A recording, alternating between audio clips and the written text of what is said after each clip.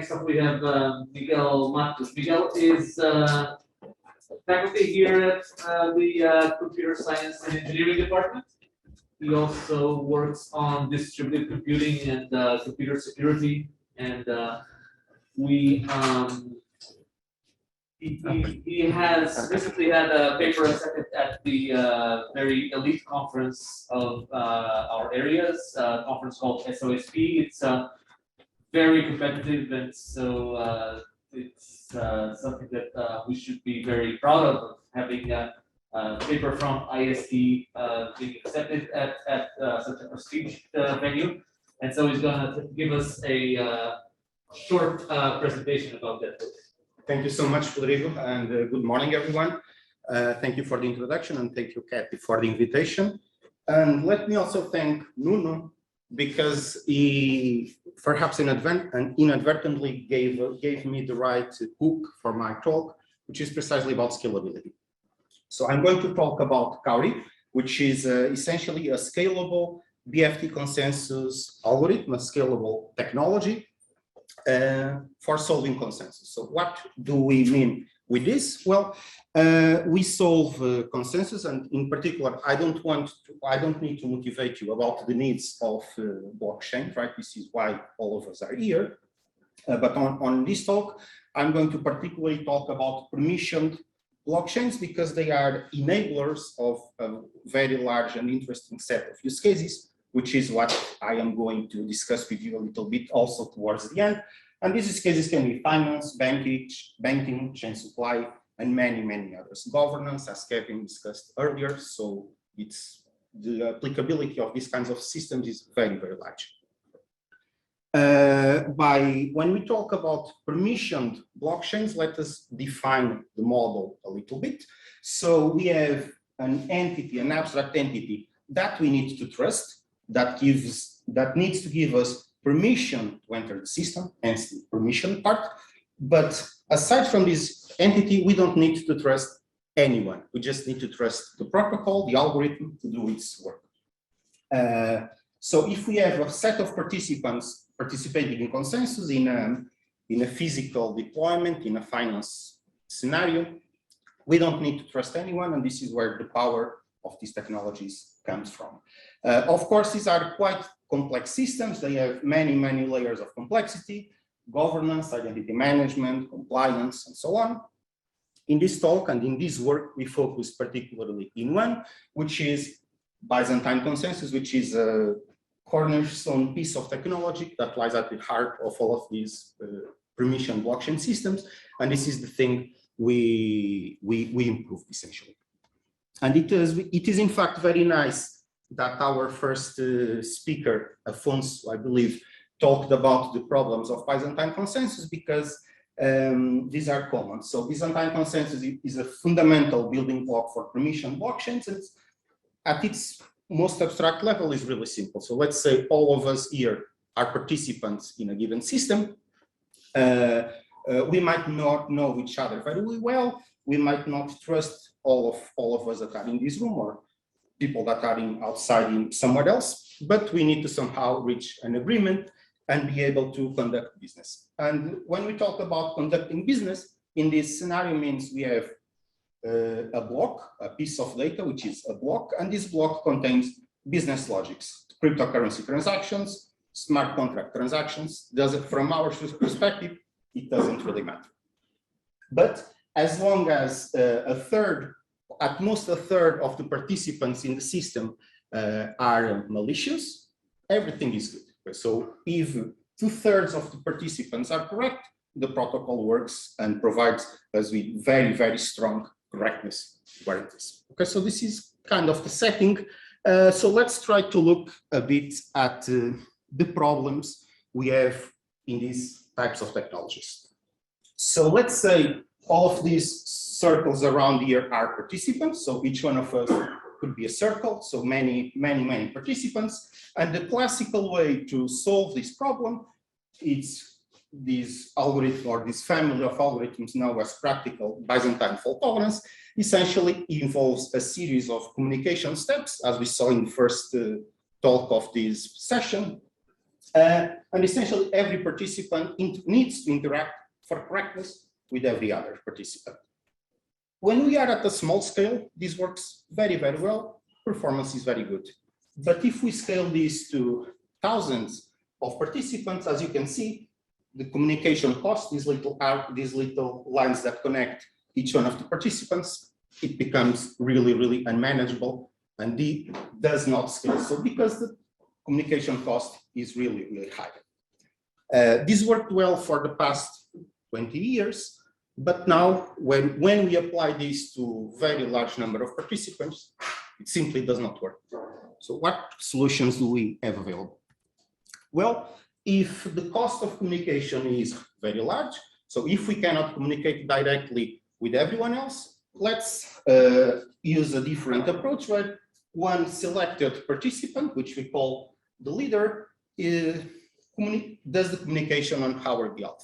Okay, so this is a different approach, and it's called hot stuff, and this is kind of the protocol that is used in Facebook's blockchain. We are not really sure, but the people that develop this protocol, they are at, some of them are at Facebook, so we have good reason to believe this is the underlying technology. Okay, but in general, in this approach, we have a single participant that it does not need to be special, it just assumes the role of a leader for certain periods of time. And of course, we reduce the communication effort, so this scales slightly better, but now we have a latency problem because now we need a few communication steps for the protocol to make progress. So everything gets slower. So this is a problem. But if we look more closely at each one of these approaches, we have still a very fundamental limitation from a technological perspective. Every single participant in this scenario, or at least one in the bottom one, needs to do lots and lots of processing, needs to process lots of messages, and it needs to communicate with many other processes, right? So if one machine needs to do all of this work, the protocol is not going to scale. This is a fundamental limitation. So now the question is, and this is why I get the hook from Nuno, how do we scale to hundreds or thousands of participants? Okay, so this is a very big challenge that we are facing today from a technical and technological perspective. There are two approaches to this that they don't work quite well, but let's look at them. So one of them is what we call committee-based solutions. So if I cannot have everyone participate in the system at the same time, I just elect a few of those participants and they run the protocol between themselves. But of course, this has obvious limitations, right? So not everyone is able to participate at any given point in time, and this reduces participants' diversity, which is something we don't really want. We want as much diversity and as much scalability as possible. So these approaches are less robust because now I no longer tolerate up to 1/3 of the malicious participants. I tolerate a few less. So the system is more vulnerable and is also less diverse. So we don't want approaches like this. The other solution is to use trees. So I'm going to skip over many details, but essentially we can build a tree where we still have a special participant, which kind of drives the execution of the protocol. And this gives me good load balancing properties because I am dividing the work among all the participants in the system. So this seems fair enough, and performance is reasonable, and scalability is also reasonable. But there is a big problem with this. Now, if I am using specific participants, persons, machines to delegate my work, then some of them are not going to follow the protocol because they have some outside of the system interests. And if those participants do not follow the protocol, then it's really hard to build a tree where all the interior nodes of the tree, the ones that do things on behalf of the others, are correct. So this is really difficult to achieve, but I'm going to skip over many details because in the interest of time. So now the question is, how do we solve this? how do we have a system that is scalable, that gives me good load balancing properties, and it's still robust to failures? This is what we solve. Okay, this is what our algorithm, our technology does, which we call Cowrie. So let's look briefly at what we offer, and very, very briefly at how we achieve this. So Cowrie is a blockchain system, is a consensus system for blockchains that scales to hundreds or thousands of participants. Okay, so we have experiments with up to 400, but we can go to much higher levels of scalability. We offer very good performance, very good load balancing properties. It's very robust to failures. And because of all of these three properties that our technology has, we believe it's able to enable novel use cases or more advanced use cases that would not be otherwise possible because of some of these limitations, okay? So how does this work? This has three main techniques. I'm just going to, like in a minute, give you the intuition of this, okay? So the first one is what we call bin-based tree construction. So we need to build a tree, a hierarchy, where some of the participants where by assumption, all the participants that are at the intermediate levels of the hierarchy, they need to be correct. And this is really difficult to do. So what we do is we know that there is a bound on the number of malicious participants, 1/3. So we kind of split the system into different bins in such a way that we have the guarantee that at least one of those bins is composed for sure with only correct processes. And then we use those ones that we are sure they are correct to build the tree. And by design, we solve this robustness problem. Okay. Of course, there are some limitations that I will be happy to discuss with you later, but this is the key intuition. Another problem of tree-based approaches is that when the intermediate layers of the tree or of any hierarchy are doing work, the other layers are idle. They have no work to do because they are waiting for the upper or the lower layers, right? And this is a huge waste of resources. So imagine you have a system with 1,000 participants and only 5 of them are working at any point in time. Very inefficient. We don't want this. And the way we do this is through a technique we call the pipelining stretch that essentially allows us to optimistically do more work and take advantage of all the resources that are available on the system. And this is one of the reasons why we have also very good throughput. But of course, the next question is, how do I calibrate this thing we call pipelining stretch? This is very confusing. This is very difficult because if we do low pipelining levels, I am still wasting resources because I'm not using them. And if I over pipeline, this means I am saturating the system and it actually turns out to be worse than not doing anything, okay? And we solve this problem with a performance model that, given a target scenario, given a given network and a given number of participants, it tells me these are the right parameters you need to plug into the system for this to work at a very high throughput level and very, very fast, okay? So this is the technology,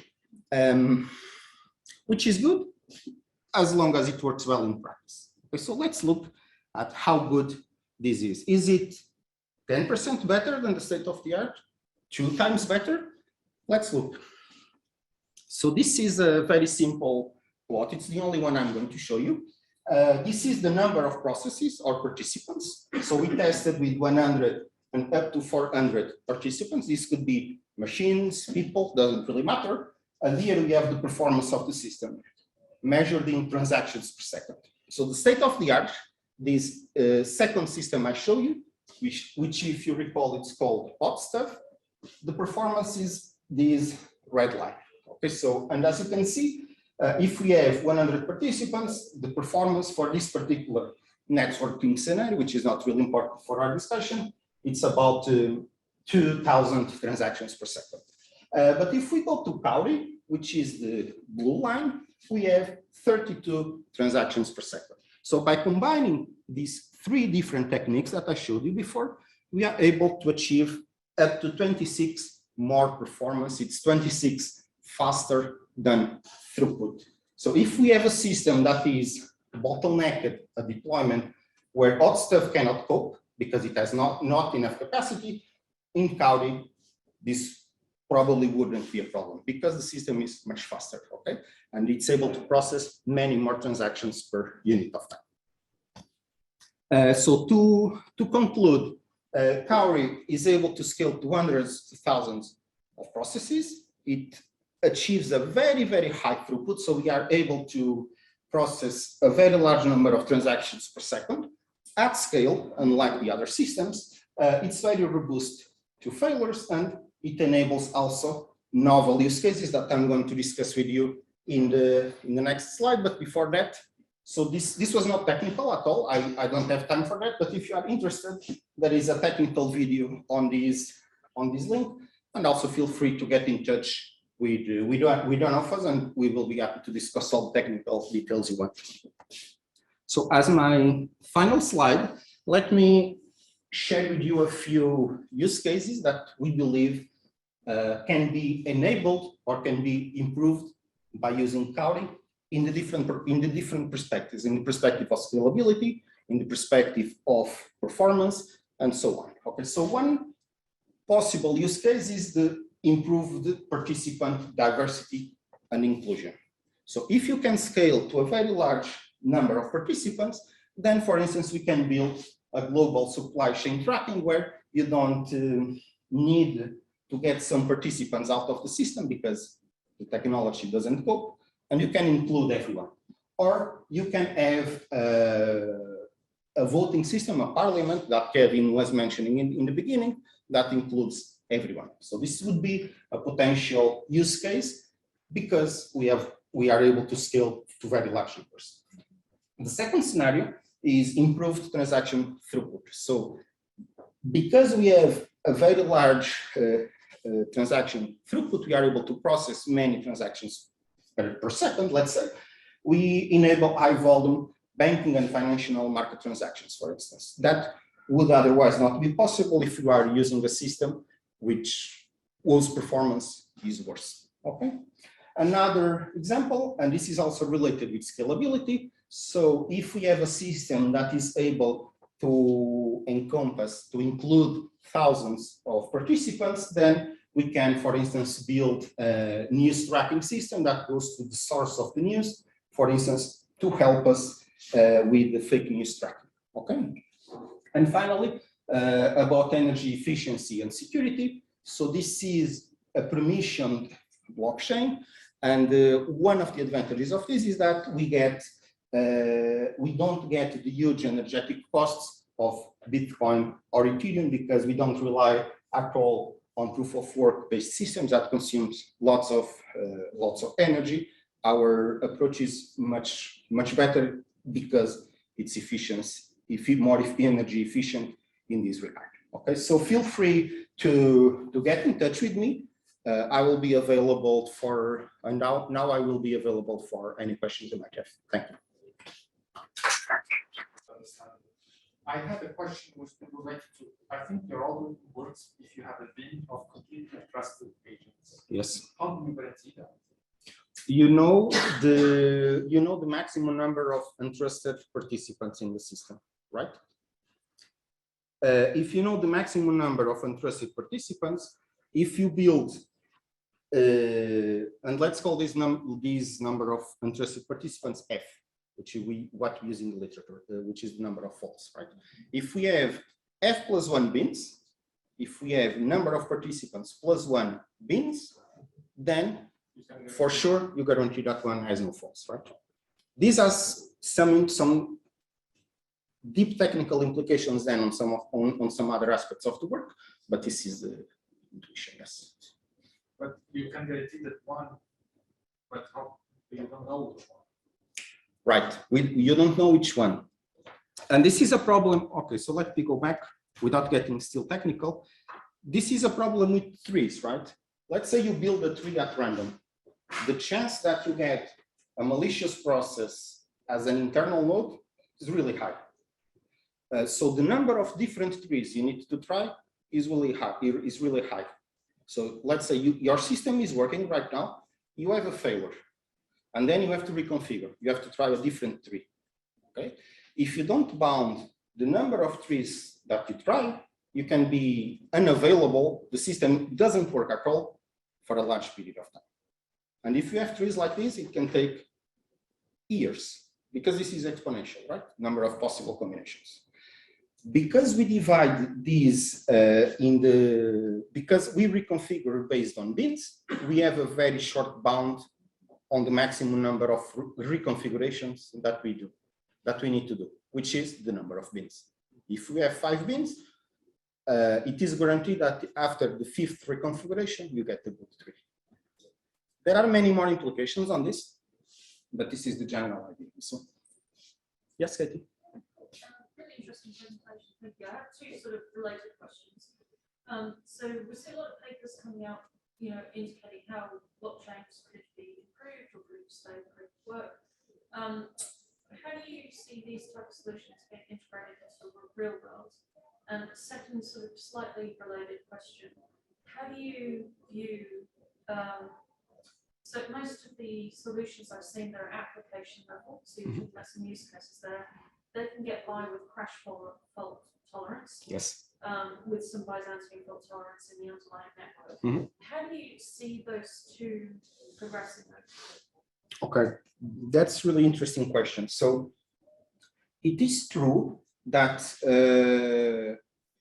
many systems that are deployed out there, they tolerate only crash failures, not Byzantine ones.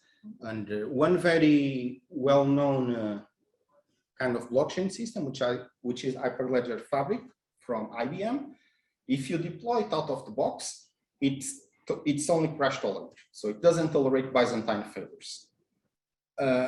But this is kind of, and don't quote me on this, but this is kind of tricking your customer. You are promising Byzantine fault tolerance, and you are offering the customer something worse. So if you are unlucky enough to have a malicious participant that does not crash but does not follow the protocol, the whole system is disrupted, right? And this is very serious. Now the question is, why these systems have only crash fault tolerance and not Byzantine fault tolerance? Because of performance issues, because of scalability, and because of throughput. But if as we progress and as we solve these bottlenecks at the Byzantine level, I believe there is no reason anymore to remain on that crash system. Right? I'd love to have a longer discussion with you about that, but I'm not for everyone else. Sure. Topic. But if you look at Quorum, for example, from JP Morgan, they have Byzantine fault tolerance underneath, but they enable you on the application layer to just get by with crash fault tolerance. Yes. And so I was asking, do you think that there's an opportunity for both to coexist? Yes. I'd love to have a longer discussion with you. Sure. At some other time. Okay, sure. But yes, so the underlying infrastructure, just to give a short answer, in my opinion, must be Byzantine fault tolerance. Then the application, it can be a weaker model because you need to really, so when you buy something from an online store, you buy 10 bottles of water, you expect them to put 10 waters of bottle in the pack, right? And if that's not the case, you complain. And for this, crash is enough. Okay, thank you. Well, let me just explain to you that to your left is one of the authors of Forum. I think he used to work at JP Morgan, so. Oh, lovely. I'd love to discuss it with you as well. Anyway, let's discuss that with him. Okay, thank you.